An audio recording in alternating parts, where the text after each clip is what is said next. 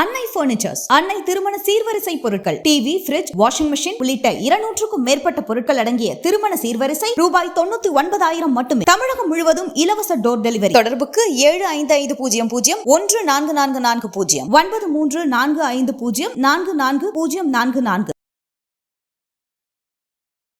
அனைவருக்கும் வணக்கம். ஈரோடு மாவட்டம் ஈரோடு மேற்கு தொகுதிக்கு உட்பட்ட சூரம்பாளையம் கிராமத்துக்குள்ள பெருமாள் மலை அப்படின்னு ஒரு பகுதி இருக்கு. மங்களகிரி பெருமாள் கோவில் அங்கே இருக்கு. அதனால அது பெருமாள் மலை என்று அழைக்கப்படுகிறது. இந்த பெருமாள் மலையை சுற்றி கிட்டத்தட்ட 1000க்கும் மேற்பட்ட குடும்பங்கள் ஒரு 50 ஆண்டு காலமாக வாழ்ந்து வராங்க. இவங்க பெரும்பான்மையர்கள் இலங்கையிலிருந்து தேயிலை தோட்டங்களில் வேலை பார்த்து தாயகம் திரும்பிய இலங்கை தமிழர்கள், அதே போல இங்கு இருக்கக்கூடிய அருந்ததி சமூக மக்கள் 2 பேருமே அண்ணன் தம்பியாக இந்த பகுதியில் வாழ்ந்து வராங்க. கிட்டத்தட்ட 3 தலைமுறை அந்த பகுதியில் வாழ்ந்திருக்கிறது. ஆனால் யாருக்குமே பட்டா இல்லை. இப்போ தமிழ்நாடு அரசு 2024 இந்த இடம் அறநிலைத்துறைக்கு சம்பந்தப்பட்ட இடம், அதனால இந்த இடத்திலிருந்து நீங்கள் காலி செய்ய வேண்டும் என்று தொடர்ச்சியாக அவங்களை வற்புறுத்திட்டு இருக்காங்க. மக்கள் தொடர்ச்சியான போராட்ட காலத்தில் ஈடுபடுறாங்க. அப்படி அந்த மக்களை ஆதரவு தெரிவிப்பதற்காக நாம் தமிழர் கட்சியுடைய தலைமை உறுப்பினர் சீமான் அவர்கள் அங்கே போயிருந்தாங்க. அண்ணன் சீமான் ஒரு மேடையில் சொல்லியிருந்தாரு, ஒரு வயதான பாட்டி உன் கையை பிடிச்சிக்கிட்டு என்னால் வாழ முடியலை, எனக்கு வேற வாழறதுக்கு வழியே இல்லை, நான் செத்து போயிடுறேன், எப்படியாவது என்னை காப்பாற்று, என் வீட்டை இடிக்க போகிறாங்க, என் இடத்த எடுக்க போகிறாங்கன்னு உன் கையை பிடிச்சி அழுதுருக்கா, அழுதா உனக்கு தெரியும் ஏன் நான் இவ்வளோ கோபமாக பேசுகிறேன்னு அப்படின்னு சொல்லியிருப்பார். இன்றைக்கி உண்மையில் சீமானோட நான் போய் சென்றிருந்தேன். ஒரு 100கணக்கான மக்கள், அதில் வயதான பாட்டிகள் ஒரு இருந்தாங்க, ஒரு 10-15 பாட்டிகள். அவங்க 2 சீமானோட கையை பிடிச்சிட்டு ஒரு 80 வயசு ஒரு மூதாட்டி, அவங்க விடுகிற கண்ணீர் என்பது ரொம்ப அடர்த்தியானது. வயதானோட கண்ணீர் என்பது ரொம்ப அடர்த்தியானது. அது அல்லற்பட்டு ஆற்றாத அன்னதகளில் என்றோ செல்வத்தை தேய்க்கும் படைன்னு சொல்லி வள்ளுவர் சொல்லுவார் 555 குறளில். ஒரு குடிமக்கள் கஷ்டப்பட்டு விடுகிற கண்ணீர் எவ்வளோ பெரிய செல்வந்தனா அந்த அரசன் இருந்தாலும் அவனை வீழ்த்திருப்பாங்க. இந்த மக்கள் தொடர்ச்சியாக 3 தலைமுறையாக ஏமாற்றப்பட்டிருக்காங்க. பாருங்க, இங்க பாருங்க, நீங்க அழாதீங்க,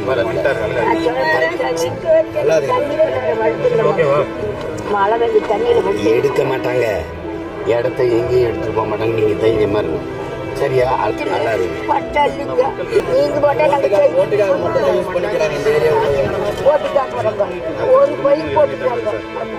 அடிக்கடி போட்டு சண்டை போட்டு சொன்னா அந்த அவங்க போயிட்டு நான் அவங்க திச்சு கிடக்கு சாமி பண்ணுனா வாரேன், அதோட செல்லுக்கு வாங்குறது.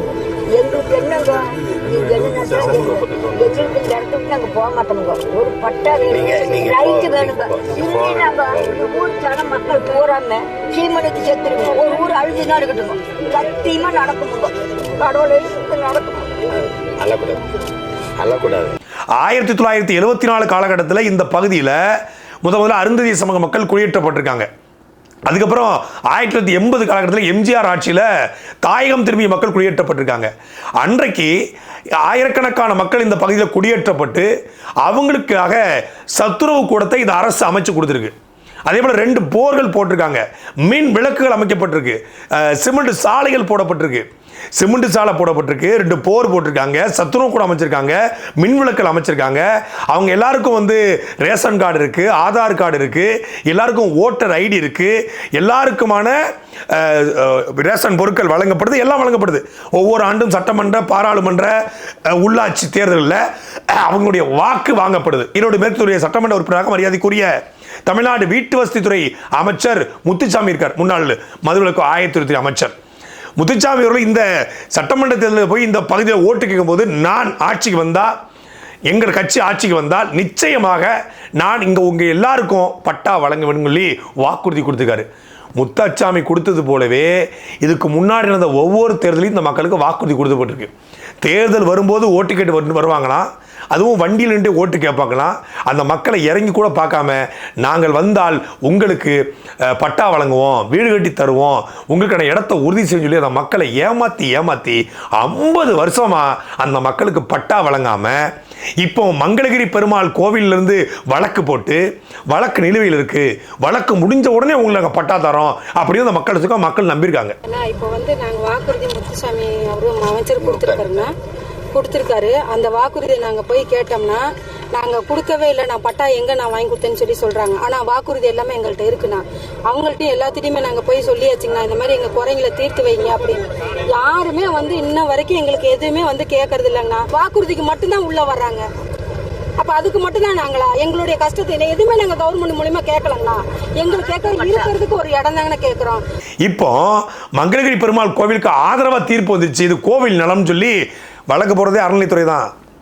அறநிலைத்துறையை வழக்கு போட்டு வழக்கு முடிஞ்சுன்னா உங்களுக்கு நாங்கள் பட்டாதாரன்னு சொல்லி வழக்கு இப்போ கோயிலுக்கு சாதகமாக போயிடுச்சு, நீங்கள் காலி பண்ணுங்கன்னு சொல்லி அறநிலைத்துறை சொல்லுது. சொன்னது மட்டும் இல்லாமல் அறநிலைத்துறை வந்து அங்கே போய் ஒரு பதாகை வைக்கிறாங்க. அந்த பதாகையில் அறிவிப்பு நாள் 4/11/2024 ஈரோடு மாவட்டம் சூரம்பாளையம் கிராமம் சர்வே எண் 61/62 5.75 ஏக்கர், 5.25 ஏக்கர், ஒரு 5.25 ஏக்கர் நிலத்தில் ஒரு கிராமம் இருக்குங்க. இதனால் அந்த பெருமாள் கோவிலுக்கு ஏதாவது தொந்தரவா? அங்கே அருந்ததிய மக்களும் தாயகம் திரும்பிய மலைவாழ் மக்களும் இருக்காங்க. ஷெட்யூல் காஸ்ட் மக்கள், ஷெட்யூல் ட்ரைப்ஸ், ஷெட்யூல் காஸ்ட் மக்கள். அதுதான் அந்த கோவிலுக்கு பிரச்சனையா? ஒடுக்கப்பட்ட தாழ்த்தப்பட்ட மக்களுக்காக, பழங்குடியின மக்களுக்காக இந்த அரசு நிற்கிறது. சமூக நீதியை, சமத்துவத்தை காக்கிற அரசுன்னு சொல்றீங்க. உங்கள் ஆட்சியில் நீங்கள் கொடுத்த தேர்தல் வாக்குறுதி, உங்களுடைய தேர்தல் வாக்குறுதி 402 கிராம நத்தத்தில் குடியிருக்கிற மக்களுக்கு, எப்படி பல ஆண்டுகளாக கிராம நத்தத்தில் குடியிருக்கிற மக்களுக்கு நாங்கள் வீட்டுமனை பட்டா வழங்குவோம் என்று தேர்தல் வாக்குறுதி கொடுத்தது திமுக. மரியாதைக்குரிய தமிழ்நாடு முதலமைச்சர் ஐயா ஸ்டாலின் அவர்கள் தேர்தல் பிரச்சாரத்தில் பேசும்போது தன்னுடைய தேர்தலுடைய கதாநாயகனாக, ஹீரோ ஆஃப் த எலெக்ஷன் என்று அழைக்கப்பட்ட திமுகவுடைய தேர்தல் அறிக்கையுடைய 402வது வாக்குறுதியே கிராம நத்தத்தில் இருக்கக்கூடிய வீட்டு மனைகளில் குடியிருக்கக்கூடிய மக்களுக்கு, பல ஆண்டுகளாக இருக்கிற மக்களுக்கு பட்டா வழங்குவோன்னு. 12 வருஷம் ஒரு வீட்டில் ஒருத்தன் குடியிருந்தாலே அந்த வீடு அவனுக்கு சொந்தம் சொல்லி சட்டம் சொல்லுது. அதனால தான் வந்து ஒவ்வொரு வருஷத்துக்கு இருக்க அக்ரிமெண்ட்டை மாற்றுறாங்க. 11 மந்த்ஸ் இருக்க அக்ரிமெண்ட்டை புதுசாக இந்த ஹவுஸ் ஓனர்லாம் பயந்து போய் மாற்றுறாங்க. 12 வருஷம் ஒருத்தன் தொடர்ச்சியாக ஒரு வீட்டில் குடியிருந்தால் அவனுக்கு சொந்தம்னா 40-50 வருஷமாக அந்த நிலத்தில், அரசு ஒதுக்கிய நிலத்தில், அரசு தார்ச்சாலை போட்டு கொடுத்த நிலத்தில், அரசு போர் போட்டு கொடுத்த நிலத்தில், அரசு மின் விளக்குகளை கொடுத்து, ரேஷன் கார்டு கொடுத்து, ஆதார் கார்டு கொடுத்து, அவங்களுக்கான வாக்காளர் அடையாள அட்டை கொடுத்து ஓட்டை வாங்கிய அந்த பயிர்களுக்கு சில கடைகளில் 30 வருஷமா ஈரோடுக்கு வரி கட்டுறாங்க, கடைக்கான வரி கட்டுறாங்க. வரி கட்டிய மக்களை, வாக்கு செலுத்திய மக்களை நம்ப வைத்து ஏமாத்தி இருக்கிற திமுக அரசு, திமுக எங்களை நம்ப வச்சு கழுத்தை அறுத்துருச்சுன்னு சொல்லி அந்த மக்கள் கதறாங்க.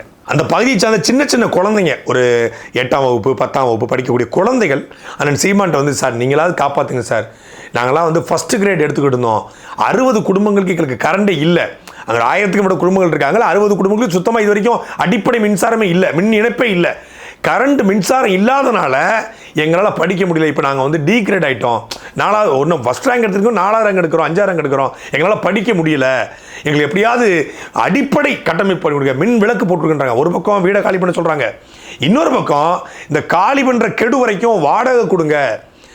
50 வருஷமாக அவன் இடத்துல ஒரு டென்ட் போட்டு உட்காந்துக்கிறான்.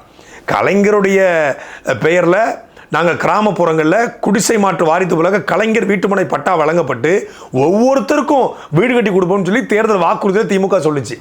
அந்த தேர்தல் வாக்குறுதியில் குடிசைகளை இல்லாத தமிழ்நாட்டை உருவாக்குவதுதான் எங்களுடைய விஷன் என்று சொன்ன தமிழ்நாடு முதலமைச்சர் ஒரு சீட்டு, ஹாஸ்பிட்டல் சீட்டு இருக்கு இல்லையா, அது மாதிரி இரும்பில் சீட்டை போட்டு அந்த மக்கள் குடியிருக்கிறான்.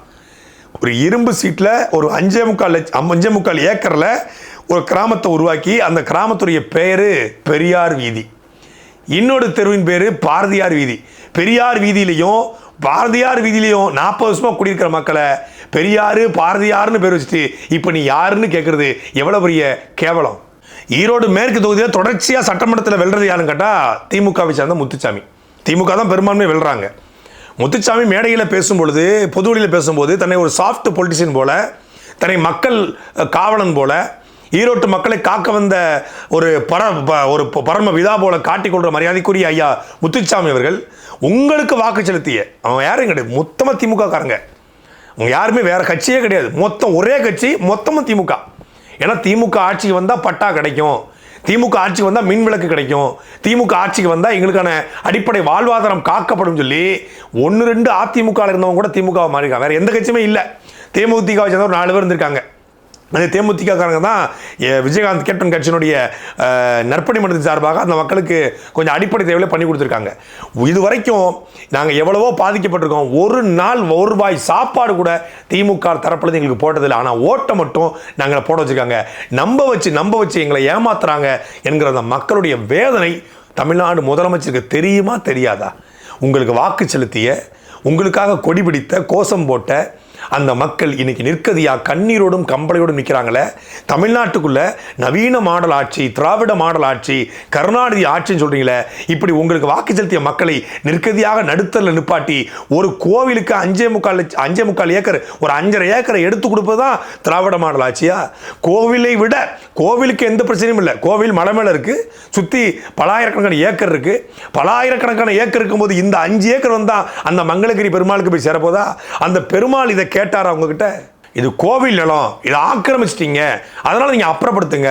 ஆக்கிரமிப்புல யார் இருந்தாலும் அப்புறப்படுத்தான் ஆகணும், நீதிமன்றமே எங்களுக்கு சொல்லிடுச்சுன்றாங்க. ஆக்கிரமிப்பு நிலத்துல தார்ச்சாலை போடும்போது உங்களுக்கு தெரியலையா அது கோவில் நிலம்னு? ஆக்கிரமிப்பு நிலம்னு சொல்றீங்களே, அங்க 2 போர் போடும்போது தெரியலையா அது கோவில் நிலம்னு? இப்போ ஆக்கிரமிப்புன்னு சொல்லி நீங்க வாடகை கேட்குறீங்களே, ஆக்கிரமிப்பு சொல்லி காலி பண்ண சொல்றீங்களே, அங்கே சத்துணவு கூட அமைக்கும் போது தெரியலையா அது கோவில் நிலம்னு? அந்த நிலத்தில் குடியிருந்த மக்களுக்கு இன்னார் மகன் இன்னார் இந்த வீட்டில் குடியிருக்கான்னு சொல்லி விஏஓ சான்றிதழ் வாங்கி அந்த அடிப்படையில் அவங்களுக்கு ரேஷன் கார்டு கொடுக்கும்போது தெரியலையா இது மங்களகிரி பெருமாள் கோவில் நிலம்னு? அந்த மக்களுக்கு வாக்காளர் அடையாள அட்டை கொடுக்கும் பொழுது, அவங்க வாக்கு போடும்போது அவங்களுக்கான ஆதார் அட்டை கொடுக்கும் பொழுது அது மங்களகிரி பெருமாள் நிலம், அது கோவில் நிலம், அது ஆக்கிரமிக்கப்பட்ட நிலம் அப்படின்னு உங்களுக்கு தெரியலையா? எல்லாத்தையும் செஞ்சு கொடுத்துட்டு இப்போ திடீர்னு காலி பண்ணு அப்படின்னா அந்த மக்கள் எங்கே போவாங்க? எங்களை நம்ப வச்சு ஓட்டுக்காக ஏமாத்திட்டாங்க திமுக அந்த மக்கள் சொன்னாங்க. உங்களை மட்டும் இல்லம்மா, ஒட்டுமொத்த நாட்டையும் தான் அவங்க ஏமாத்திட்டு இருக்காங்க. நான் சொன்னேன், இந்த ஊர் இந்த சூரியம்பாளையம் பக்கம் பெருமாள் மலை என்பது ஒரு எடுத்துக்காட்டு. இப்படி தமிழ்நாடு முழுக்க சொல்லப்போனால் தமிழ்நாடுடைய முதலமைச்சர் மரியாதைக்குரிய ஐயா ஸ்டாலின் அவருடைய சொந்த தொகுதியாக இருக்கக்கூடிய கொளத்தூருக்குள்ளேயே 15,000க்கும் மேற்பட்ட மக்கள், பல ஆண்டுகளாக வாழக்கூடிய மக்கள் பட்டா கேட்டு போராடுறாங்க. நான் ஆட்சிக்கு வந்தால் கொளத்தூர் பகுதி மக்களுக்கு பட்டா வழங்குவேன்னு சொன்ன மரியாதைக்குரிய தமிழ்நாடு முதலமைச்சர் இது வரைக்கும் பட்டா வழங்கலை. 15 வருஷத்துக்கு மேலாக ஒரு இடத்துல வாழக்கூடிய அனைவருக்கும் பட்டான்னு சொல்லி தேர்தல் பரப்புரையில் சொன்னார். இங்க பல ஆண்டுகளாக வாழக்கூடிய மக்களுக்கு கிராம நத்தத்தில் இருந்தா அவங்களுக்கு பட்டான்னு சொன்னாரு. நகர்ப்புறங்களில் ஆட்சேபனை இல்லாத இடங்கள்ல வாழக்கூடிய மக்களுக்கு பட்டான்னு சொன்னாங்க. எல்லாம் சொன்னாங்க, வாயில சொன்னாங்க. சொன்னதைத்தான் செய்வோம், செய்வதைத்தான் சொல்லுவோம். ஏன்னா இது திராவிட மாடல் ஆட்சி. நான் கலைஞர் மகன் முத்துவேல் கருணாநிதி ஸ்டாலின் என்று உருட்டுறீங்கள தாயக்கட்டைய மாதிரி. இது வெறும் வார்த்தை மட்டும்தானா? அதனால ஈரோடு மாவட்ட ஆட்சியர், தம் மரியாதைக்குரிய தமிழ்நாடு வீட்டு வசதித்துறை அமைச்சர் முத்துச்சாமி அவர்கள், தமிழ்நாடு முதலமைச்சர் இதில் உடனடியாக தலையிட்டு ஈரோடு மாவட்டம் சூரியம்பாளையம் பெருமாள்மலை கிராமத்தில் வாழக்கூடிய அத்துணை மக்களுக்கும் நீங்கள் பட்டா வழங்கணும். காலகாலமாக அங்கேயே திருமணம் முடிந்து பிள்ளை பெற்று பிள்ளைகளை வளர்த்தெடுத்து அந்த பிள்ளைகளுக்கு பிள்ளை பெற்று பேரம்பேத்தியோடு வாழ்ந்து கொண்டிருக்கிற கிட்டத்தட்ட 80 விழுக்காடு மாணவ மாணவிகள் தங்கள் படிப்பை இந்த பதட்டத்தில் எப்போ வேணாலும் காலி பண்ணலாம், வேலைக்கு போயிட்டா இங்கே அளந்துக்கிட்டு இருக்காங்க அப்படிங்கிற சூழலில் பதட்டத்தோடு வாழக்கூடிய அந்த மக்களுடைய கண்ணீரை துடைக்க வேண்டும். அவங்களுக்கான பட்டா வழங்கப்பட வேண்டும். சாட்டை எடுத்து நாட்டை திருத்து